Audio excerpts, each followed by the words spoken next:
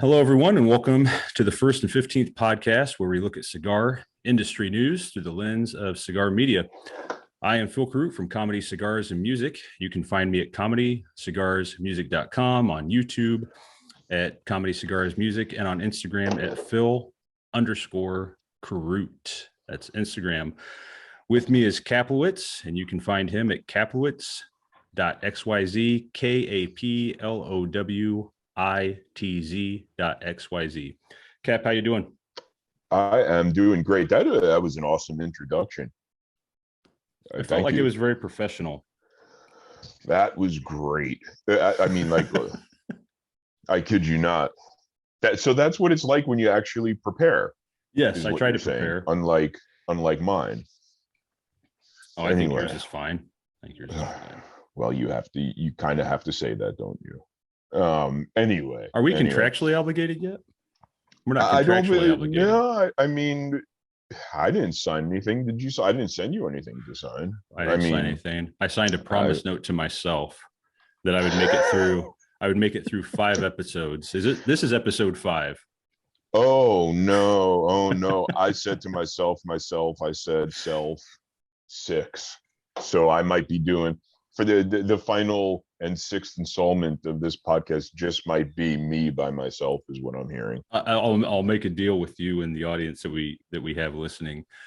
Since you went to 6, I will honor uncontractually 6 episodes. I was going to offer 5.5, meet in the middle kind of thing. We could do that. Yeah. 5.5. 5.5 will work. What are you smoking today, Phil? I am smoking the Plasencia Alma Fuerte. If that's in focus, is it? I don't think it is. There we go. Look at that. Look at you. In focus. Wow. I got this in a sampler. Would you believe that? Yeah, you told me before we started recording too. Oh, okay. Yeah, your stories line up, so I believe you. Cool. But, that's the thing. When you don't lie, you don't have to remember. That's why I don't do it. I don't have enough brain cells left. I'm smoking. I'm going to go ahead and not name the cigar. I'm going to review it later. I've already reviewed it in a different Vitola. Eagle-eyed and eared listeners will know that I reviewed something recently at Caplowitz Media that was a little less than flavorful. It was kind of just hitting me with additions to notes more than notes. It was moosty, it was fusty, it was fusty, sorry. And this is a Bellicoso iteration of the same blend. And you could see, or can you, that I opted, oh my God, I can't do it, my insane background. Anyway, Bellicoso, I opted for a Dickman cut, if you will. Dickman. Sorry, I'm just totally messing up the thing. Here, how's this? There you go. Oh, that usually messes it up more. No, but I angled it. And interesting, I wanted to touch on the Dickman real quick, if I may. There's no way I'm not going to laugh when you say that, by the way, because that's where I'm at maturity level still. That's fine. I'm just going to address my Dickman, and it's a beveled cut on a Bellicoso Vitola, or any kind of torpedo, whatever. I'm not going to get into the differences there, but I know a lot of people use that angled cut because they feel like they could angle the smoke into certain parts of their mouth. That's a little precious. Why I use it is because it just opens up the draw. It's you're not sucking through a very narrow point. You have a wider cut. That's why I like to suck through a Dickman. I gotcha. So you don't use it to sniper different. No, I'm not snipering. I'm not angling toward the sour part of my taste bud spectrum. No, anyway, but it's smoking nicely, and I'm sure yours is a highly vaulted cigar. Yeah, mine is cigar. Yeah, it's definitely the draw and smoke output. A little bit of spice, a little bit of fruit, and I would say okay right now. Okay. I'm getting. We didn't get into tasting notes. I talked all about the Dickman, but you okay? Yeah, I told you. Yeah, no, I know you don't lie. Too much to remember. So, uh, very leathery, very brightly spiced, dully brightly spiced, like dull bright spices, if that makes sense. Leather, very leather, Gotcha. very leather. Let me ask you a question too. We Like didn't. suede, like work boot, like those old school Timberland work boots, the tan suede ones. Oh yeah. Yeah, one of those. Let me ask you something too, because I see this a lot on social media. I'm actually just curious of your standpoint. I am not a leather fan. So if a cigar is giving me tons of leather, it's just not my thing. I see a lot of guys that love leather and spice, but that's just not, You that's know not what I my love? thing. You know what I love? What do you love? Spring days. Yeah, they're nice. I love the people in my life that are important to me. I also, bringing it back to cigars, I love balance. So if anything, even if I like a honey, like a malted honey, like a honey malt, even if I like that, it has to be part of, it has to fit into the larger picture of a cigar. Just having that there and out of balance doesn't make a nice thing for me. So a lot of anything probably not going to hit me right, because I love balance. If I that can, answers the question. yeah, I can respect that love. Balance is a good thing to love. And now love is love, Love is love. but my personal preference insofar as love within the cigar world is balance. So if the notes are balanced, that's great. I'm in love. I'm super duper in love if some of those notes that are in balance are actually notes that I favor personally. But then again, in reviewing cigars, I try to leave personal preference out. Anyway, Phil, I feel like Yes. I'm being too serious. And also, we have some work to get to. Yes, we do. We do. Well, you're the host. Oh yeah, yeah, yeah. I'm just, So what do yeah, you want? yeah. So I was reading today when I was watching when I was going through Instagram today on IGTV, the owner of I was reading watching. an Instagram. Hey, you know what? You know what? You know what? One of my buddies, he did a book report in high school for Star Wars, and he introduced it as Star Wars as directed by George Lucas. Ooh. Was this at Ball State? This was in high school. This was in high school. Okay. This was in high school. Yeah, that's a good way to start a book report. Yeah. Yeah. Did he get called on it? He did. Or Yes. Yeah. okay, good. Yeah, the Good, teacher, good job, the teacher was kind of sharp. So yeah, that she caught that. Picked up on that, huh? Yeah, she caught that right out of the gate because well, it didn't help that he was the one everyone was listening to because he was up front doing his book report. So that's unfortunate. And now, funny, I do book reports semi-professionally, of all things. I thought about that the other day because my 10-year-old told me. He said, "You're writing a book report, Dad." Isn't it great when your kids kind of bring you back down to earth? Yeah. Yeah. You think what you're doing is all special, like, oh my gosh, I'm doing these book reviews. You mean a book report? You're doing a book report. That's great, Dad. You know, I pay the bills, right? Why don't you be quiet? Right. Yeah. Well, you see, these book reports pay the bills, son, mm-hmm. is what I should have said, except that they don't yet. But anyway, so you're reading the Instagram. Yeah. So I'm perusing through the Instagram, and the owner of Cabreras Cigars did an IGTV, and he mentioned a couple things. The whole basis was how he's a smaller company, and I've actually had Cabreras; they're actually pretty good, and how he's a smaller company and how it's hard for them to keep going because they basically work. I mean, one of his big pushes was they basically work totally off of passion. And the people that work that's with everybody's him, the people that work with him are just as passionate. But he was mentioning that how the bigger companies seem to collaborate with other big companies.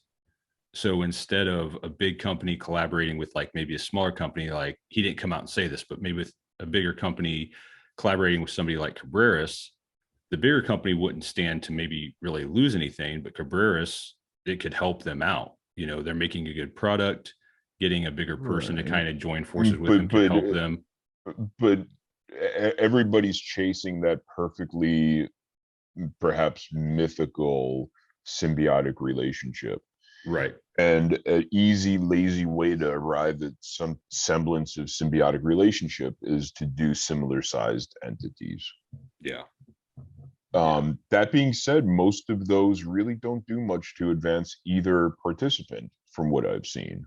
See, It's kind of just another thing out there, another collab. that's kind of how You I know? feel. I feel like with if like just talking about cigars, I feel like the cigars I've had that are collaborations, I liked each company's own offerings better. Right. I mean, that's just I not to say the collaborations were bad, but it just kind of feels to me like, if such and such company had done just another line or whatever on their own, I probably would have liked that better than the collab they did. I feel like that almost across the board. Actually, nothing comes to mind that was born from a collaboration that I'm thankful exists, because it would be a worse world if it didn't. Like, it's another offering. They have another offering out there, but I don't want to call it Cabreras. I'm not familiar with the company. Cabreras. Cabreras, yeah. I don't want to call them out on anything, but it seems like a bit of maybe he's biased. He wants to collab with larger companies, it sounds like, and I'd be interested to see if he was so interested in collabing with an even smaller company, because that's where he puts his money where his mouth is in that particular statement. That's My true. take on it. That's true. So look for Cabreras to hopefully be collaborating and showing us how it's done with an even smaller entity, which I'm sure exists somewhere. Again, I'm not familiar with Cabreras. I assume they're quite small. No offense to them. Small is good, you know. But I don't know. We'll see. We'll see. I would like to talk to him about it. Maybe he could be on one of my Instagram interviews. Hey, there you go. But who's bigger in that case, Kaplowitz Media or Cabreras Cigars? That's for the world to decide, I guess. I guess. Interesting. I don't know. So what is your full take on that? You brought that to the table. What do you think about Yeah, it as far as?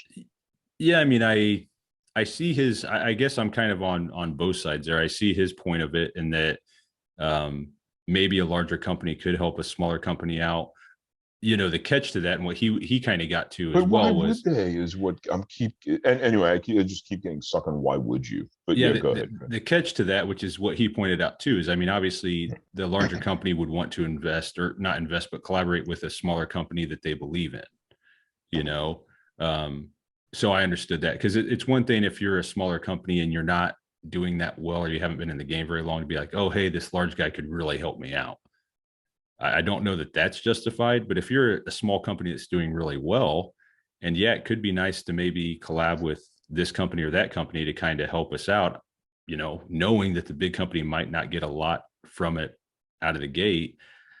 I don't know. I think what he was trying to maybe push too was that a move like that kind of solidifies the idea behind the community, everybody helping everybody. But if it's just the big guys helping the big guys, I struggle to see where the community comes in when it's the big dogs always helping the big dogs. Well, maybe how we're looking at it wrong is when two big companies collaborate, working side by side, maybe the idea isn't to help one another. The idea is just you get two guys that feel like they blend well together, and not in a cigar way blend, just they want to work together. Maybe Yeah. there's no big picture, hey, this is going to boost our sales on both ends. It's just going to be they've rubbed shoulders and they want to rub shoulders a little more. So I work really closely with Illusione, with Yep. Dion over there. Everybody knows that. One of my main supporters at Capitalist Media.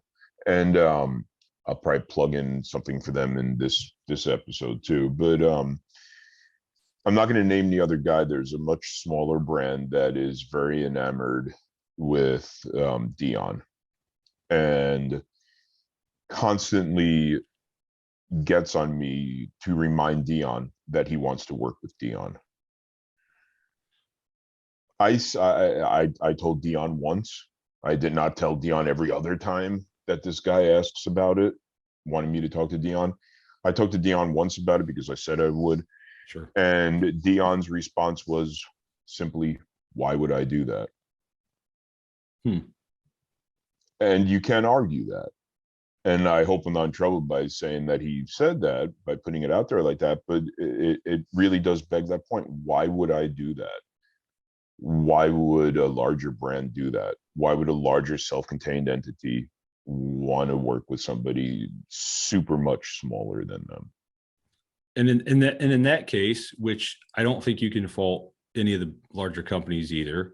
In that case, that is, to me, it seems like that's outside of the community, but that's just a strict business decision, which they're in a business. Right. Because what are you going to do? Like, are you going to be known as that that extra medium-sized company that's always working with smaller entities? What does that get you? I don't see. I think at a certain point, small is good, but if you're not happy with small, instead of trying to piggyback larger, maybe get bigger, get better, kid. Maybe. I don't know. That sounds tough though. Bootstraps. There we go. Bootstraps. I like that. I don't know. And so other news. I got a news item of my own that kind of interested me, even though it interested me. But I'm not interested in either thing. There's two things to this story. I'm not interested in either one of them directly, but in a bigger way I am, and I'm going to get right to it. The headline from Cigar Journal, I want to cite Cigar Journal, says that Macanudo partners with Barstool Sports for a golf tournament. I don't know golf. I don't necessarily like golf. Yeah, sometimes I wish I could just try it. It seems like a nice enough pleasantry thing to do, but I probably never will. I'm not super into Barstool Sports. I'm definitely, well, actually, there's three things I'm not super into. I'm also super not into Macanudo Cigars. But why I'm super into this story is I'm super into any time a cigar company transcends the cigar industry and starts steering toward the mainstream. And that's what this is, what Macanudo is doing with Barstool Sports and with a golf tournament. Yep. And I don't even know what golf tournament. If I wasn't so lazy, I would click the link and find out which actual golf tournament it is. But truth be told, even if I were to find out, it still wouldn't mean much to me, Phil, because I probably would never have heard of it before. Yeah, same here. I'm not a golf Not a guy. golf guy. Not yet. Right. Same here. I golfed one time outside of miniature golf. Now, miniature golf, I would say I'm an average player. I'm not sure what my handicap would be in miniature golf. I don't know how they rate that. My handicap in miniature golf is that I'm too tall. That's a good point. Yeah, it's a problem. I went golfing. I went. What do they call it? Real golfing or actual golfing? If you're not miniature I think golfing? they just call it golf, and miniature golf is mini golf or putt putt. I call it putt putt. Okay, I'm going to call it normal golf. You can my purpose. So when I went normal golfing, when I went normal golfing, one time I did horrible. I had one really good drive, and everybody got really excited. I kind of did, but I knew that was the only really good drive I was going to get because it was a complete accident, and I don't even remember how I swung it or anything. But then I went to, I don't know, whatever the kind of far shot is. I don't know if that's called a chip shot or something. I went to do that, missed the ball, hit the ground, and screwed up my wrist for like 2 weeks. So I actually got a golf injury the first time I went golfing. Wow. You don't think of it as a dangerous sport. No. That's sneaky. That's real golf. Yeah. A very dangerous sport. Sneaky dangerous. Now, it's funny. I'm no stranger to golf courses because back in my sous chef days, one of my jobs was on a golf in a golf academy, or it was a restaurant on a golf academy, on a golf course, to do with a golf academy. There was a golf course there, right outside the restaurant. Normal golf course. A normal golf course. No, it wasn't. It wasn't putt-putt and I was cooking Okay. pizzas. No, no, no. This was a fine dining establishment on a golf course. And after the restaurant would close, me and my buddies would hang out at the bar, and we'd inevitably break into the hangar, the garage where the golf carts were kept late at night. Okay. And I have some very fun stories and some very fond memories of drunkenly cruising around on a golf cart at 3 o'clock in the morning, and maybe wrecking one or two or four You're probably past the golf statute of carts. limitations for sure. For whatever that If whatever if crime that not, might be. if not, if not, this has all been a work of fiction Yes. based on a true story. But no, I think I went to driving range once. Yeah, I've been to the driving range a couple times, and I just kept trying to hit the guy that was in that cart that's out there the whole time trying to roll up the balls. That's got to be a That's fun what job. that's what he's there for, isn't he? Yeah, roll up the balls. I think that's what they call it too. Roll up the balls. I never heard that. Roll up the balls. Well, it's a you probably wouldn't have. It's a normal golf term, I think. Not a putt. It's rolling up the balls. Yeah. Is not a putt term. Mm-mm. So if you would look in a putt glossary, you would not see an entry. And if there's any golfers out there rolling up the balls listening to this, and you know the actual terminology, don't worry about getting it to us. I won't use the normal terminology anyway. We're never going to talk about golf again. There's an excellent chance we will never be talking about golf again on this program anyway. So something else of kind of a follow-up to hey Phil, do you remember that April Fool's show that we did? I do. I don't. But if I did, I would remember that during that show I told a joke about Mombacho Cigars. Yep. And Mombacho Cigars is back in the news as told by Half Wheel. Mombacho names Indiana Ortez new general manager. Yeah. 27 years old, Indiana Ortez, female. Yep. Young. I'm all for that as far as introducing more of that to wherever it wants to go. My feeling though is this is a lot like let me think. I'm not great with analogies, Phil, and I'm trying to think quick on my feet here, but imagine, Phil, the Titanic. Okay. Now imagine they hastily call the crew together on the Titanic and elect a new captain after the whole iceberg thing. Seems late. Feels a little bit like that. Seems but late. but I wish everybody the best, and she's done great work everywhere else she's been, Indiana Cortez, and I know somebody there also, another person, Jared, over at Mombacho, and I wish them all the best. I have not smoked Mombacho cigars. Have you smoked Mombacho cigars, Phil? I have not. The only thing, the closest I've got to Mombacho would be, well, now Indiana Ortez with the Psycho Nicaragua, which was a really good cigar, and Excellent then cigar. Mo from Patina Cigars. I've had his cigars because he used to be connected with Mombacho as well. Well, best of luck to Mombacho there, and that's the news regarding them. Yes. Unless you have anything to add to that. What else do we have as far as news? Nope. We got some United Cigars announces the NFT cigars, and this is coming out of Cigar Coop. So credit to Cigar Coop, who also made an appearance in our April Fools We should stop podcast. We should stop referring people to that goddamn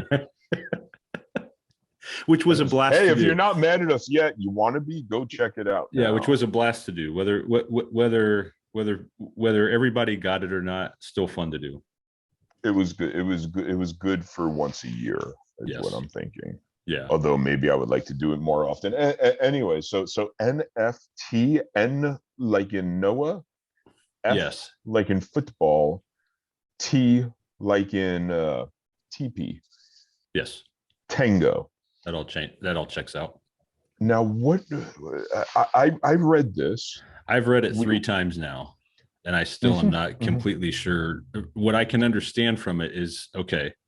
So, and this is the exact description they used. It's a concept cigar, much like a concept car, in that it may or may not go into production, but you can purchase it through some kind of ocean sea kind of thing.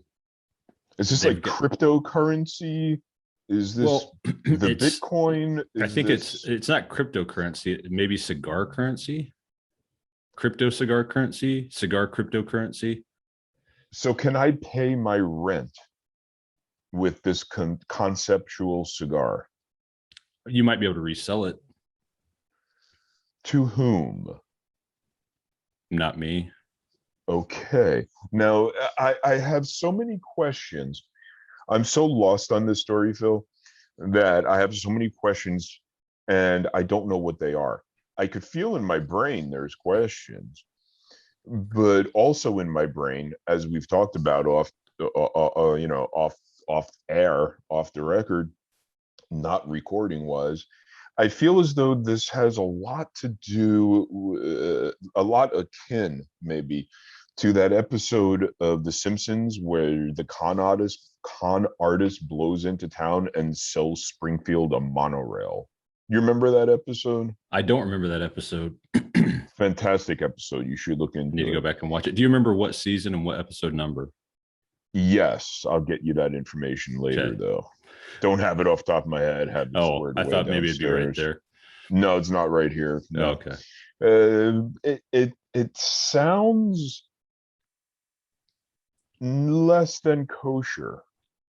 This Well, whole I'm going to NFT. be honest with you. I actually conceptually is that the right word? Conceptually, I actually Yes, conceptually reviewed it. Um, the burn was conceptually fairly good. I thought the good. draw was conceptually a little snug. The Mm, smoke output, surprisingly, even with the snug draw, was this the smoke output was conceptually great. The flavors conceptually could have been a little better, I would say, a little muddled conceptually on the conceptual flavors. lacking some conceptual Yeah, delineations and is what it sounds I've like. actually conceptually posted that review as well. What is, what's the conceptual Vitola? Did they Uh, say? they did Because say, and often I don't remember because I don't know that it mattered. I wonder if the tight draw had something to do with perhaps the conceptual Vitola It could have that been. you conceptually smoked for conceptual review. I conceptually mentioned that it could have been that. I still don't know what any of this means, Phil.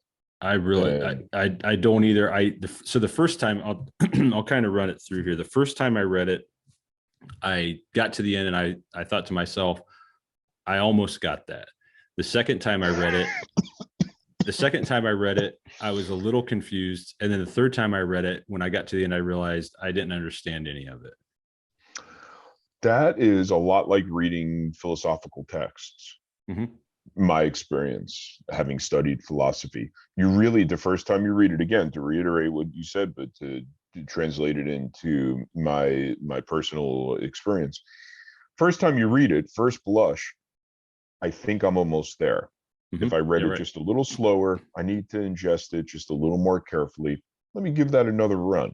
You give it another run, and you maybe think you got a little more. You didn't get any less. You might have a little bit of a deeper understanding, if not a broader understanding. And then you give it another run, and then you realize you're a schmuck, or they're full of crap. And that's about when I usually put the book down. Yeah. But I don't know. A lot of people seemed excited about it as a concept.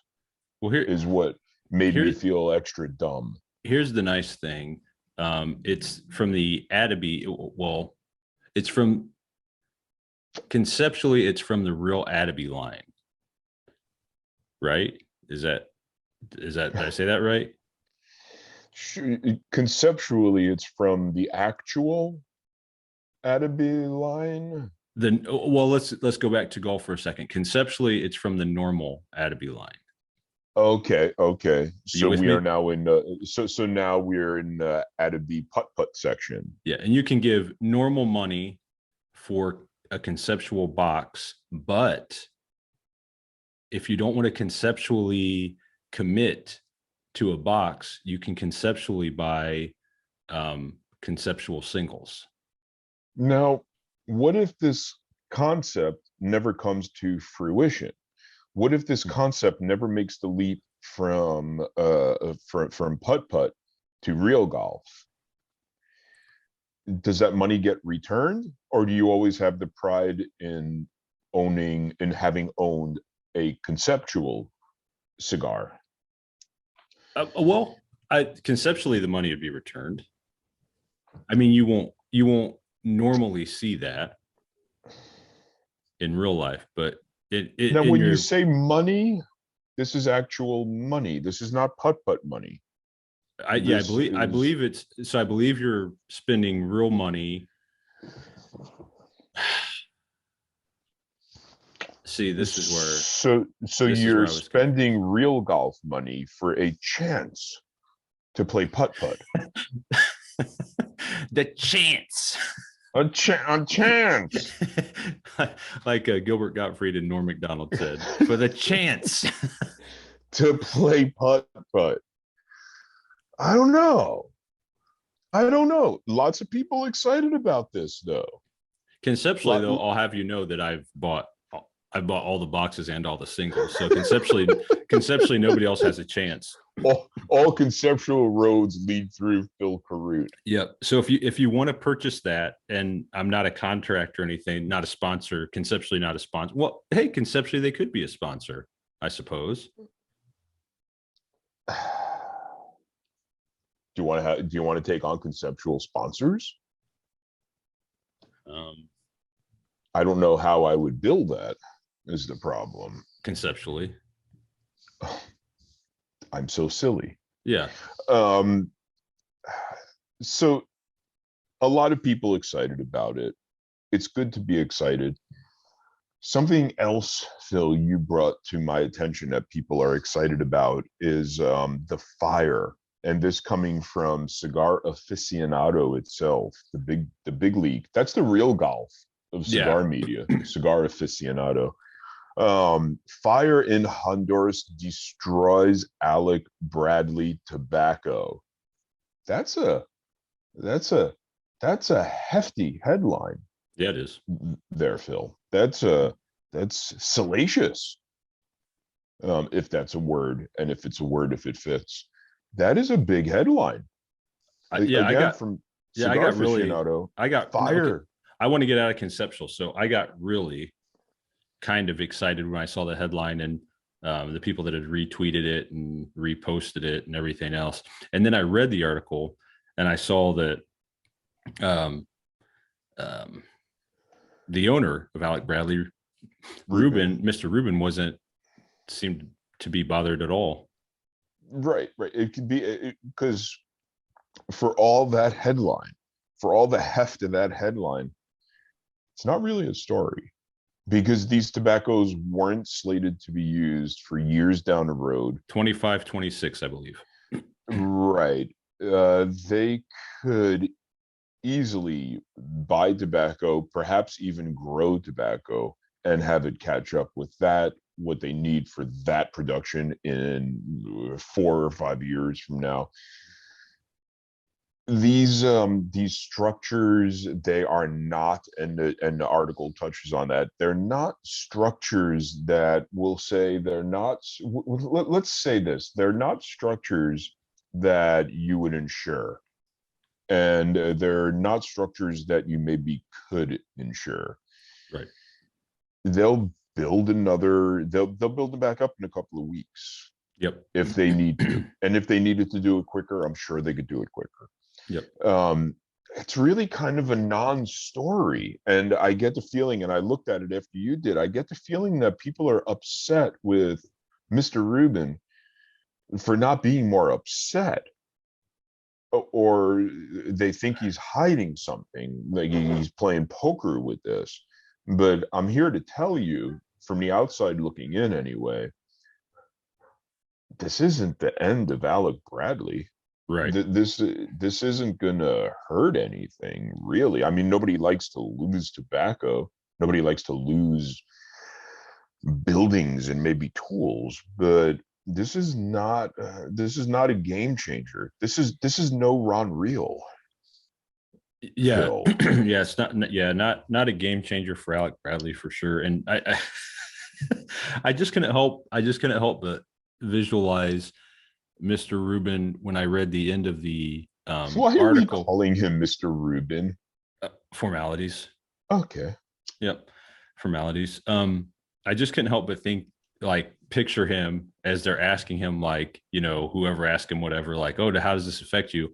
And I seriously, the only way I could picture him with what they quoted him as, and he did, this isn't a quote, but basically what he said was, not a big deal. We're going to get to those tobaccos anyway. We'll build a new one tomorrow. Anyway, I was going to go check out a restaurant down the street. I was going to say, where's Pizza Hut? Is there a Pizza Hut? It seems like everybody else is way more affected than the guy that actually has investment in it. Yeah, because again, it's not huge investment. Again, nobody likes to see things go up in smoke, sure, literally or figuratively. It's not a story here, guys. I'm actually interested in why. I tell you what, though, Cigar Aficionado picked it up just to kill it. They picked it up, attached a bold as day headline to it, and then went on to pretty much state it's nothing. I tell you what, though, right now, for the 2025, 2026 Alec Bradley conceptual cigar line, those guys just lost a lot of money conceptually, potentially. Conceptually, they lost a lot of conceptual money. Yeah. You might even say they took a conceptual bath on this one. Yeah. So I'm sorry to the people that bought stocks at Open Sea Ocean conceptually for Alec Bradley Cigars 2025, 2026. Prayers up for those. Hashtag prayers up. I'm going to need the 1st and 15th cast of Prayer Warriors to do what they do and make this right in the world. It's just a curious piece of journalism. That's the takeaway from that whole thing. You think Alec Bradley, had this not been a story, you think he would have posted something on social media, one of those vague prayer requests like, man, a lot happened today. If you could just keep me in your prayers, don't really want to go into it. Don't want to go into details, having a rough day. If you could remember me tonight, say a prayer. I'd appreciate it. Yeah. And in the comments when people are like, oh my gosh, what happened? It's just you could pray for me. Crying emoji. Crying emoji. Again, curious piece of journalism from the real golf of cigar media, Cigar Aficionado. So other than what we've discussed, fairly slow news cycle. And maybe that's what they're feeling. Maybe it's a slow news cycle. Let's run with this fire that wiped out something, not really anything. According to Mr. Rubin. According to the owner, but maybe it'll get to 2024 and we'll forget about all this, and then he raises all the prices. I don't know. Maybe there is something to be recouped at the other end of it all, but I just don't see it. I jokingly, not jokingly, shared with you privately on Facebook, on Messenger, a picture that I thought might have been a bigger bit of news, and that was Juan Cancel from Protocol Cigars sitting on the lap of Mr. Rubin. Somebody's getting canceled by 2025, 2026. It's interesting to me to see if there might be a little collaboration brewing there. We've talked about collaborating, about collaborations, about collabs, Yeah. and maybe there's a little something brewing there. But they both, at least Mr. Rubin, dismissed that notion when it was touched on in the comment thread. But wouldn't he? Wouldn't he dismiss that notion? I would think so. Why wouldn't you? This guy plays it cool, Phil. This guy has no tobacco, and he's telling you it's no problem. This guy has clandestine meetings with other cigar brand owners, and he tells you not to worry about it. Wow. Yeah. Wow. Close to the chest on that. Close to the chest, close to the cuff, close to a lot of stuff. Poker facing it all the way through is Ruben, and we'll see what happens for real. And we'll be here to report. Yeah, I kind of want to reach out to him and just say, say sorry, say sorry for everything that's happened. Which, like you said, I mean, that's genuinely unfortunate anytime anything's lost like that. But right. Just kind of say, sorry about this not big issue. Apparently that happened. Yes. I would go so far as potentially offering him thoughts, not prayers. It kind of seems like a thought thing, not a prayer situation. Like I want you, Mr. Rubin, to understand that you are in my thoughts. I just have a feeling my prayers. I have a feeling though, with, like I said before reading the end of the article, if I were to reach out and say, hey man, I'm really sorry about what happened, I really have a feeling his response would be, what are you talking about? Did something happen? Something happened to you? Or? Something is everything okay? Do you need money? Are you asking for money? Do you need my thoughts and prayers? Anyway. And then I'll just tell him I can't really talk about it. I want to speed along here real quick. Yes, and we're going to make this smooth transition from news to well, I would call it mailbag, but these aren't people that wrote into us looking for help with cigars. These are people that asked Reddit, the Cigars subreddit, r/cigars, I think that's how you say it, on Reddit. They asked the community there these particular questions that I'm going to tackle here with you, Phil, now. And why I'm in a little bit of rush is one seemed time sensitive. So I'm going to throw that one up to the top. I'm just going to read it. This I'm going to read. I'm sorry. Yeah. We got our questions. We got to read questions. We're also on YouTube as well as a podcast. So to our YouTube viewers, I apologize. I'm going to have to now read off the screen. Me and my buddy. No, me and a buddy of mine are out camping. So this is happening in real time. Okay. Again, time sensitive. Me and a buddy of mine are out camping, and we brought some cigars. My buddy forgot his torch lighter, and I do not have one. Would it be okay if we made a campfire and then lit a stick on fire, then lit the cigar that way? So he's saying stick like a stick, not stick slang for a cigar. Yeah. So essentially he's looking to like make a spill out of something. Cedar or otherwise. I don't want to ruin any of the flavors. Thanks for your help. And that's from a user JM1019A7 lowercase x. Okay. Superficially cut and dry, but I'm noticing some things. Sure, Phil. Sure. First of all, I'm noticing that my buddy forgot his torch lighter, and I do not have one. Now, do you have another lighter? Do you have a Bic? Do you have the Jeep? Because you use that before you use the campfire. So it sounds like if they can't get a torch lighter, they would rather use anything else than. Right. So one of the ways you could take this is they left their DuPont lighter home and they don't know what the heck to do. And they are going to go like just like sticks and stones caveman style on this cigar, because they don't even have a thought of employing one of these. Oh, geez. So first and foremost, if you have one of these in your glove box of your car or in your rough sack, or perhaps your knapsack, never be ashamed to use a Bic lighter. Look at what it does when it dances on the screen. But that aside, I guess you could light a stick and then light the cigar. My problem, let me read this again.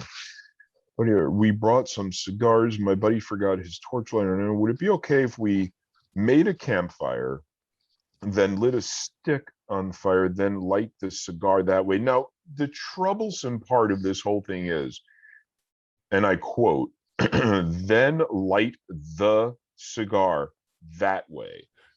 Are these two guys out in the middle of nowhere camping, sharing a cigar? That's what it sounds like. It sounds like they're going to smoke one cigar. Now, I don't want to say Brokeback Mountain, but I just might have. I feel like this whole question is just innuendo. I don't want to say innuendo. What was his name? JM 10198. U/JM 10 19. Hold on. Wait. Is this A7 lowercase x? Is this Elon Musk's son?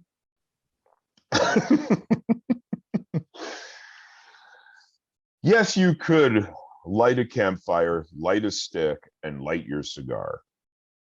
Would you ruin the flavors? Look, you're out camping. Don't review it. Don't. I wouldn't blend cigars that way. I wouldn't professionally smoke a cigar lit on a stick from a campfire. But as far as pure cigar smoking pleasure, it won't be affected by lighting a cigar indirectly from a campfire. Now, I can say that this guy is very smart in that he is not thinking he's going to light his cigar directly from the campfire, because that would melt your face off. Do not do that. Or at least toast it first. Phil, what is so basically, if this guy is asking Reddit and I'm answering it as Caproots Media, go for it. If you don't have any other means of lighting that cigar, you go for it. Well, for my answer is Phil Carute on behalf of Comedy Cigars Music. I would have to have a follow-up question. What type of wood is the stick made of?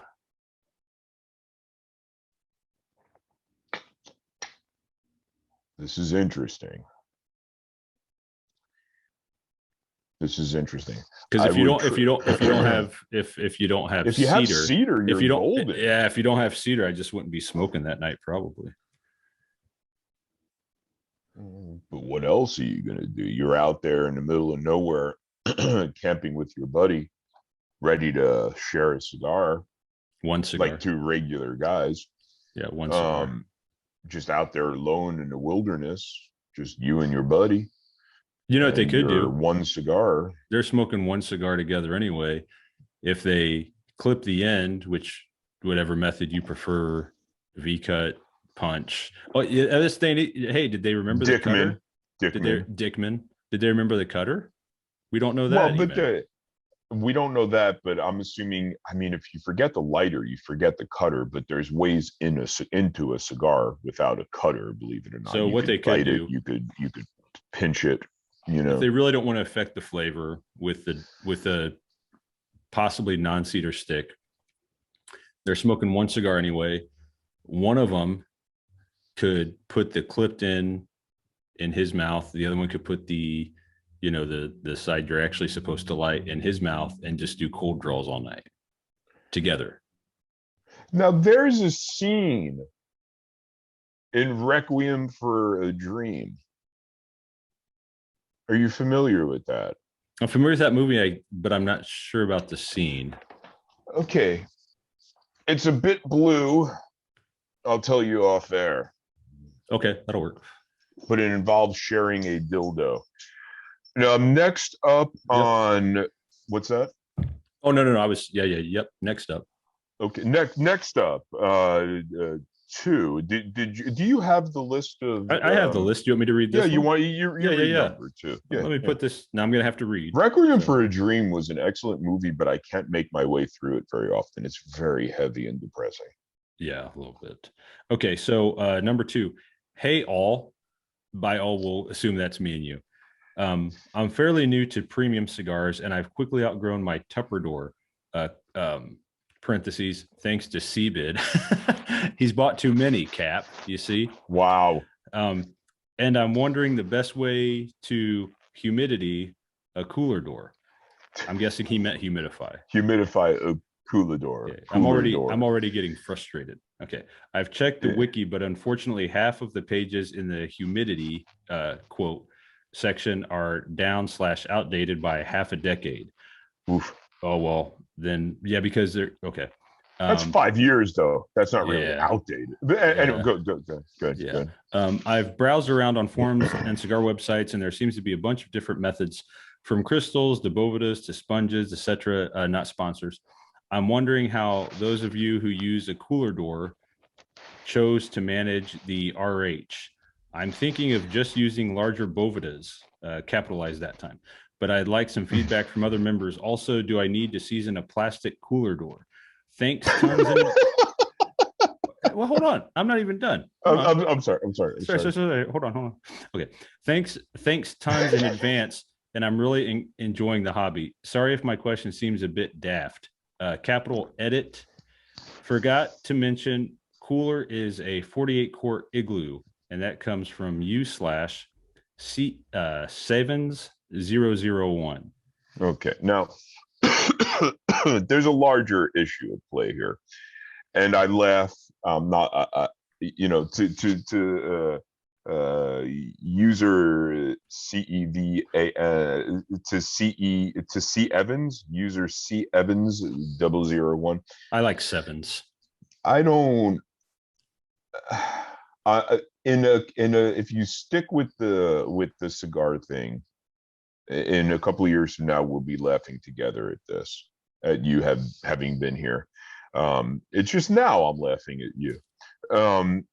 You don't have to season. You only have to season a wooden humidor.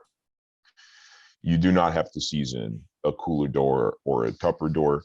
The larger issue is why, as a new smoker, and I see this all the time, they get themselves into trouble by having a huge amount of cigars on hand when you don't need to.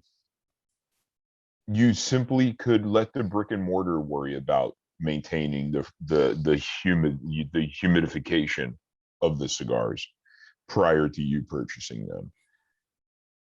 Get a little travel humidor and have 5 to 10 smokes on hand. You don't have to, and I know CBIT is cheap, and I know, but it just seems like you're a new smoker. Take it slow. Learn what's going on. Maybe don't shop on CBID until you know what you're going to do with the cigars, because you couldn't have been surprised by these cigars because you ordered them. You see, if that makes sense. Yeah, but it's still going to be a surprise mail bomb. Right. For Instagram pictorial purposes. So Tupperware, first of all, Tupperware is just a piece of Tupperware. For those that don't know, it's just a Tupperware with a closure on it, and you put the cigars in there. A cooler door is that 48 quart igloo. It's like, again, camping. The guys from the last question, they probably had a 48 quart igloo cooler door for their single cigar. For their single cigar and their beer. But I don't know how big a 48 quart igloo is. I don't camp.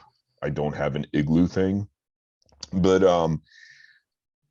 Bovita, Boveda. I've heard it said several different ways. Get a few of those and throw them in there. Yep.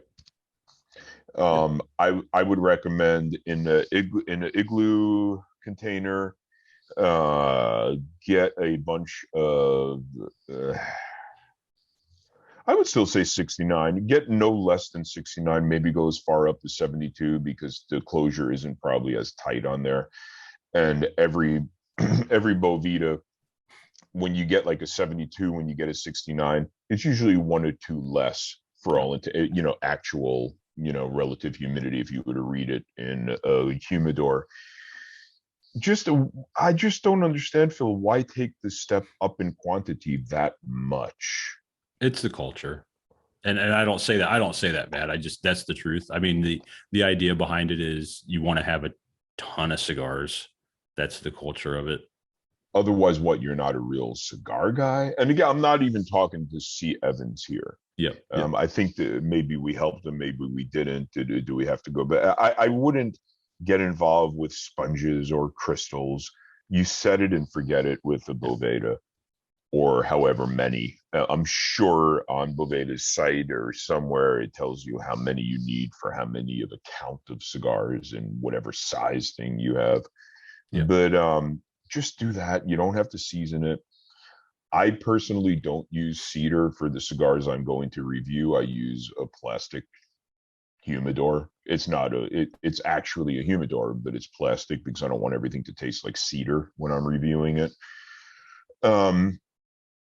Just have what about a desktop humidor and like a 50 count desktop humidor? That's nice. That's pleasant. That's a good amount. I just don't know why we need that much on hand, especially as new smokers. Yeah, I understand what you're saying. Yeah, new smokers, and it's exciting. Sure. It's exciting. I mean, you find something you're really into. You find a place like Seabid that you can get like a bunch of cheap cigars, inexpensive cigars, and then you wind up with an issue like this. I can imagine mail call time, and he's like, "Oh, this is great. I have so many cigars. I smoke once a week, and I don't know what to do with these. I better hit up Reddit." And I hope Reddit helped. And if Reddit didn't help, I hope we helped. Yeah. Well, and I think with new cigar smokers, just kind of going on that a little bit more, I think they get just completely inundated with all the information they take in off the internet, that you have people saying you have to age the cigars, you have, or you run into pictures of people that are legitimate cigar collectors. So it's like, of course, they're going to have tons of cigars because they're collecting. Yes.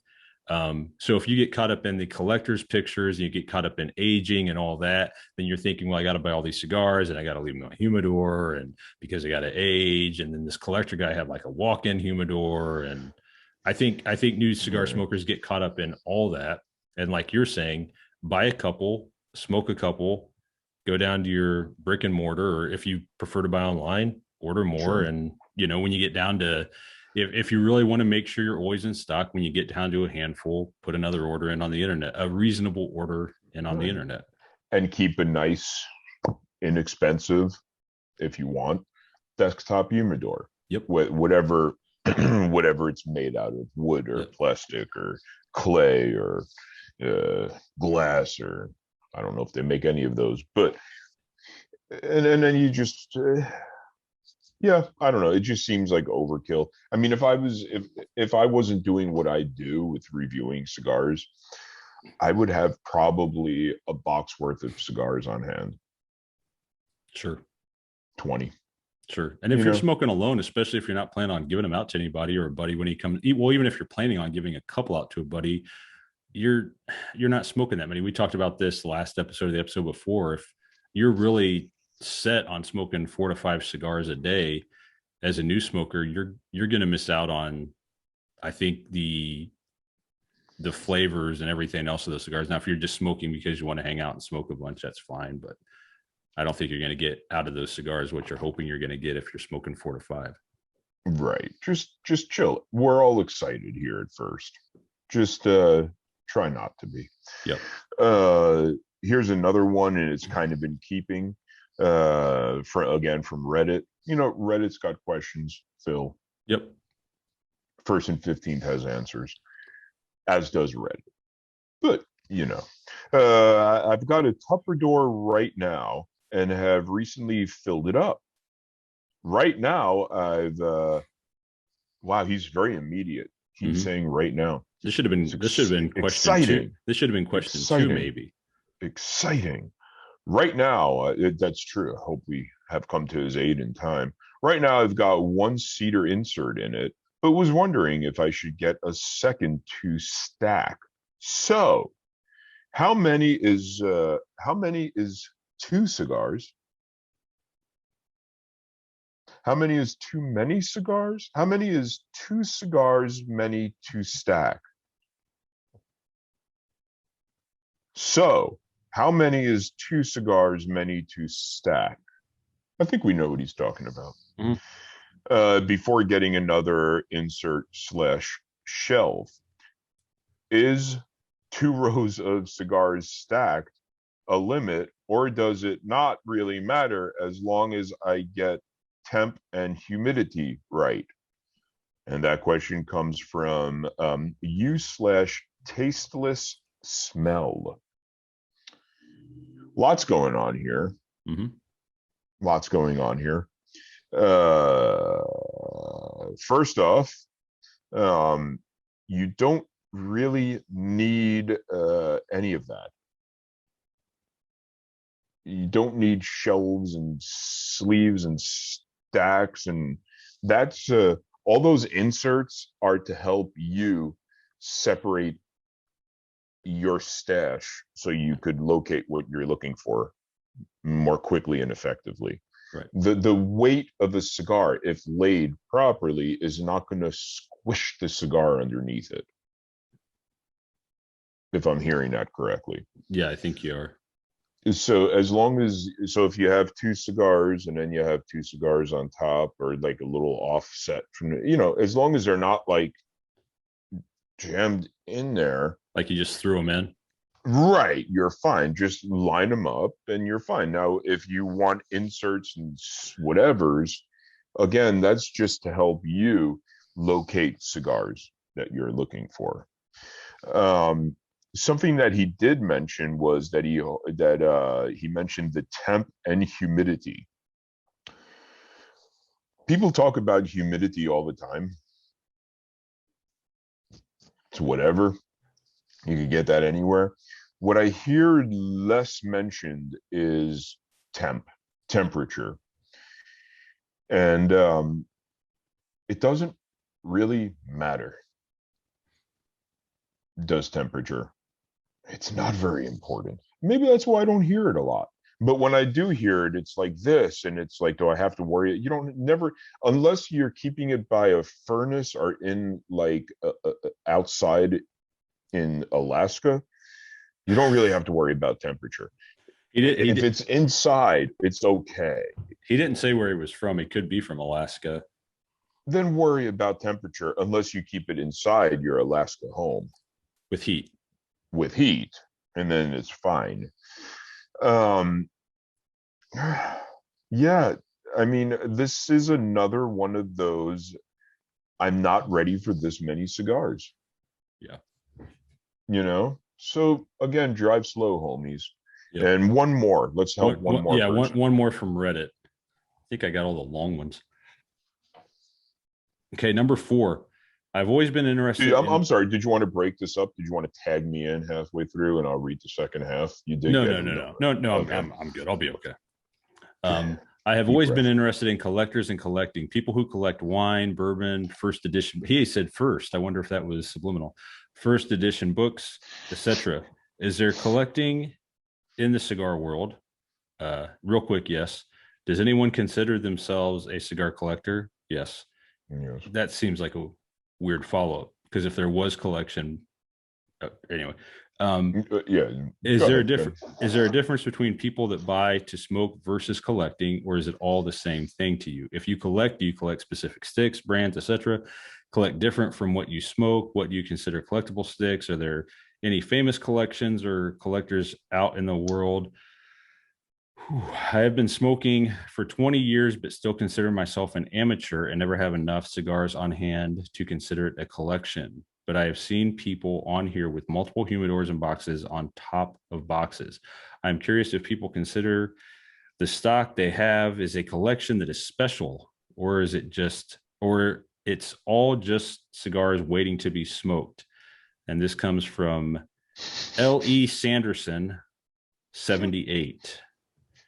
Wow. I feel as though he answered a lot of his own questions along the way. He did. Okay. Now, something worthy of mention is bourbon first edition books has a much longer shelf life. You collect cigars, and ultimately, collecting or not, you're going to want to smoke it eventually. Some point. Now, there's probably some thin arbitrary line in the sand as to like how long it is, how long it has to be in your possession before it's a collection. You're not just holding it waiting to smoke. But cigars taper off quicker than a lot of the things he mentioned, as far as your experience and your pleasuring, the pleasure of your experience will diminish greatly in a much shorter amount of time when you're collecting cigars. I want to say I've heard of famous cigar collections, but I want to say they just have more cigars. They have a lot of cigars. They're smoking their way through it. It's just going to take them an awful long time. Yep. I don't think anybody just collects cigars and never lights one up. I could be wrong. The only thing I could think that people might do that for, which I can't imagine there's a cigar collector out there that just, yeah, like you said, that just collects and doesn't smoke any. The only thing I could see people that probably also smoke but collect is maybe they collect for maybe like the artwork.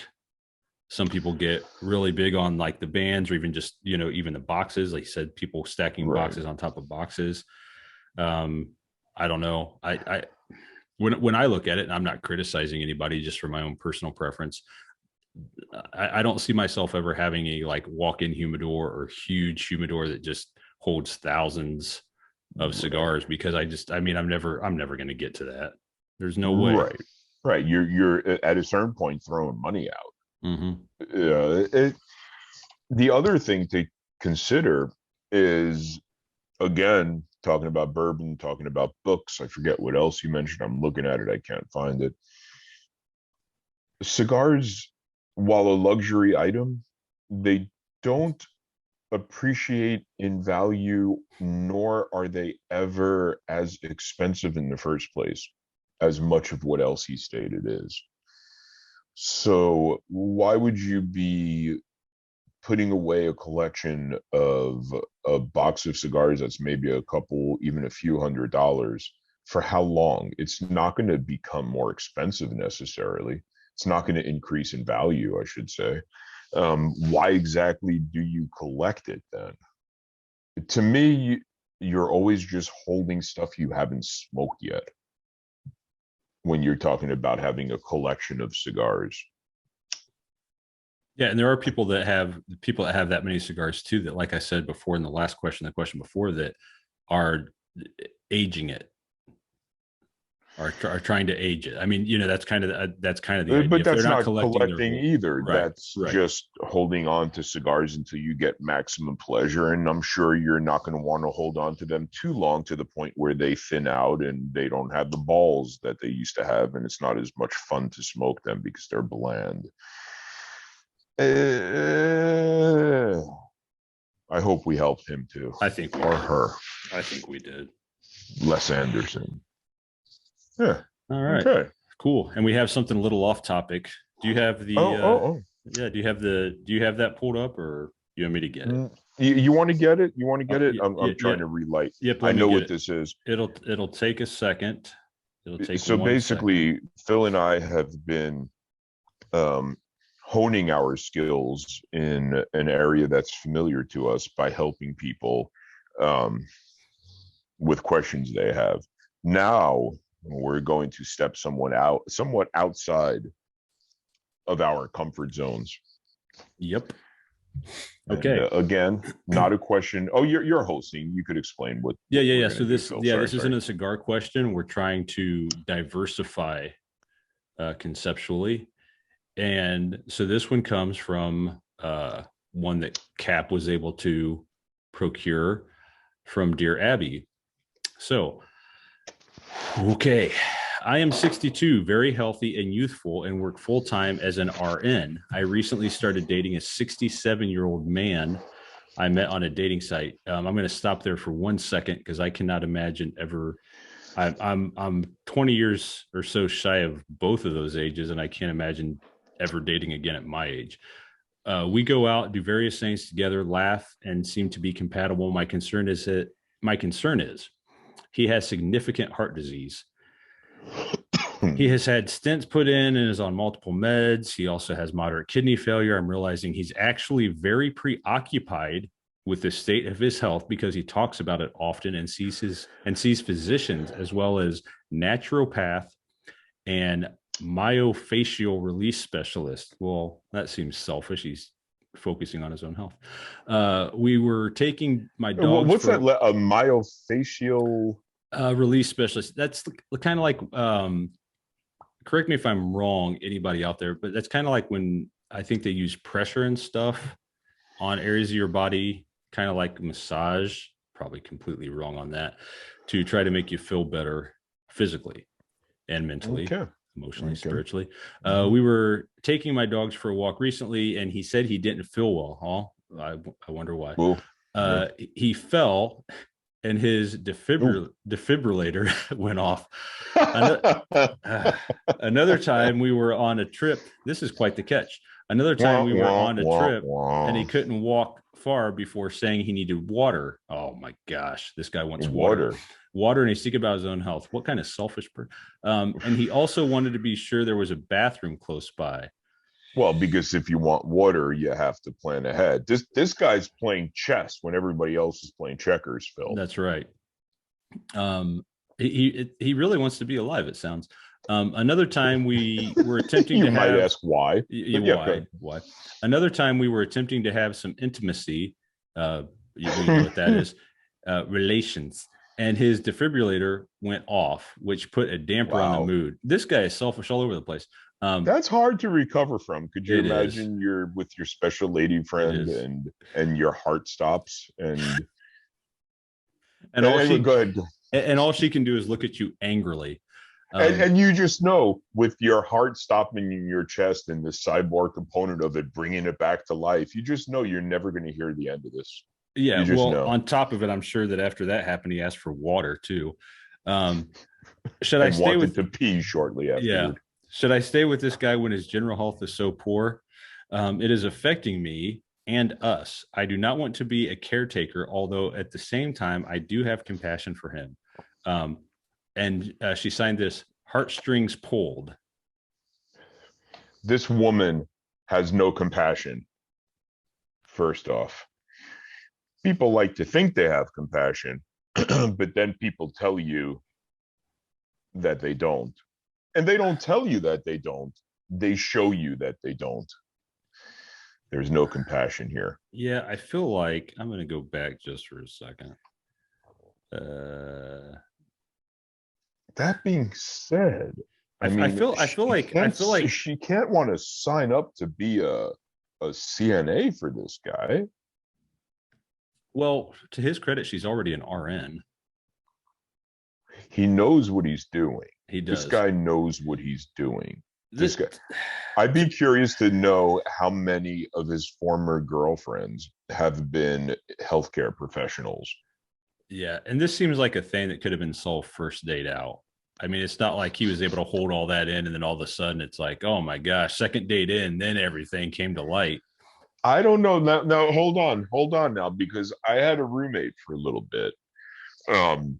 Few years, 3 years ago now, maybe. And he was an older guy. He was a 60 couple. And when I met him, he was spry. he came over and he's like, "You're cool. I'm cool. We could do this." And I'm like, "You know what? I got the extra room. I'm hard up. Yeah, let's do it." And then a couple of weeks in, he aged about 20 years and he just couldn't live alone anymore. And I wasn't going to put up with it. And he had to go. So that could happen. That could happen. But my gut instinct on this guy dates healthcare professionals every chance he gets. Did your roommate, when you guys first met, did he ask you if you were an RN or CNA? No. By the way, maybe should have. Yeah. By the way, don't be alarmed. Do you have any medical experience? Not just curious. We don't have a microwave, do we? I don't think we could have a microwave. I'm not even sure if that's a thing. It just sounded funny. When I read through this initially, before I fumbled through it here on the podcast, when I read through it initially, I'm just that's dating in your 60s though. That's why I can't abide by any of that. It's an abomination to date in your 60s. I don't think I would ever be interested in dating in my 60s. Because of that. Okay, I would date in my 60s, but it would have to be a hot young 50-year-old nurse. Yep. I don't think you should each be in your 60s because I'm not wishing anyone ill, but she's no spring chicken either. What is she, 60 couple?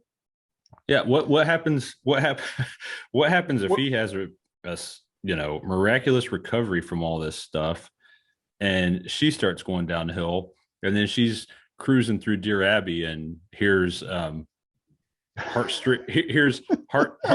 heartstrings pulled as well. Writes into Deer Abbey. Or who's going to take care of either one of them? They're going to be in their little retirement community, I guess. That's how they get taken.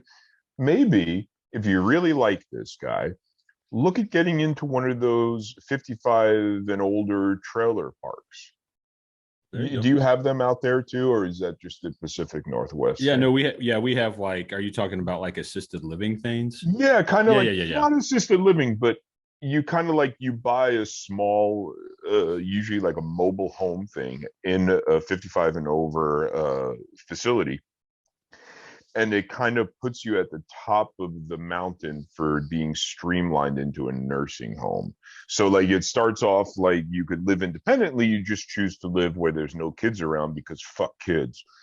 And then you could go and then, oh, it's nice. Like nurses could come here and doctors could come here. And then you go into like an assisted living and then you live there for a little bit. And then, oh, you need around the clock care. We have to move you to the nursing home. Yeah. You see what I mean? It's like a funnel. If they haven't moved in together, and committed in that way, my advice would be, because the don't date in your 60s is out already here with the questions. But since you are dating in your 60s, maybe, which is an abomination. Yes. Once again, maybe. When you get ready to move to that next step, we'll say, and move in together, slide him nursing home paperwork. And when he says, "What is this?" just say, "Oh, just part of the lease agreement." Don't worry, honey. Don't worry. And by the way, are you gonna do anything with that cigar collection? I mean, what's the plans? Now what? Because I don't know if we're gonna have room. And at not the nursing home.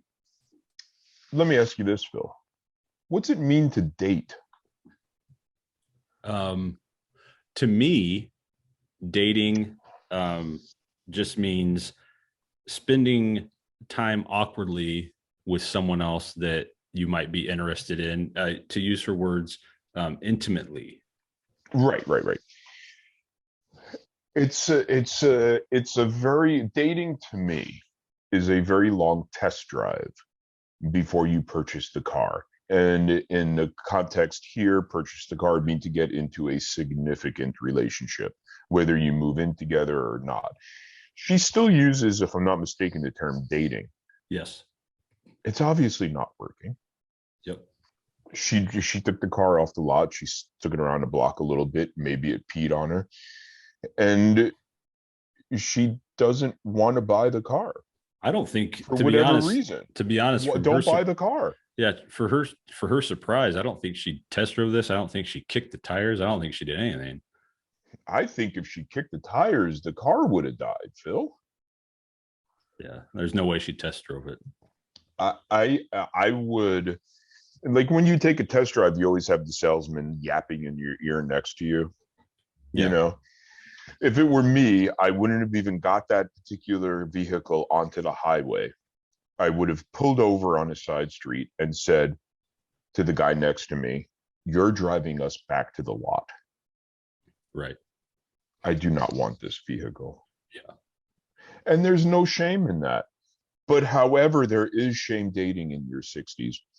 And a follow-up to that is, in not too long, she's going to be the one with the cyborg heart. Yep. And is she going to, do you treat others as you would like to be treated yourself? At 67 for her, she's going to be looking out for a 62-year-old doctor. She's a harlot, I'm afraid. Yeah. Yeah, I think we've helped her about all we can help her. I would say we have, in summation, stop dating, for Christ's sake. Yeah. And for Christ's sake, you've got, I'm talking to her, you've got 20 plus years. You've got, it's like 20 years on me. He's got more than 20. Stop using the term dating. Yeah. If you are going to do something, come up with another word. Don't say dating at 60. Don't date at 60. Don't date but at if 60. you have to, don't call it dating. Yeah, even if you want to feel cool and young, just say, this guy I'm hanging out with. Even I have the special lady friend, because at my age, which is not 60 something, I find it creepy for a person to say, my girlfriend that I'm dating. I have a special lady friend, because it full on addresses the creepy nature of what I'm experiencing. Don't date in your 60s. Don't date. Just don't. A very funny scene in the movie that is their life, though, when they were getting a little frisky and his heart stopped. That's cute.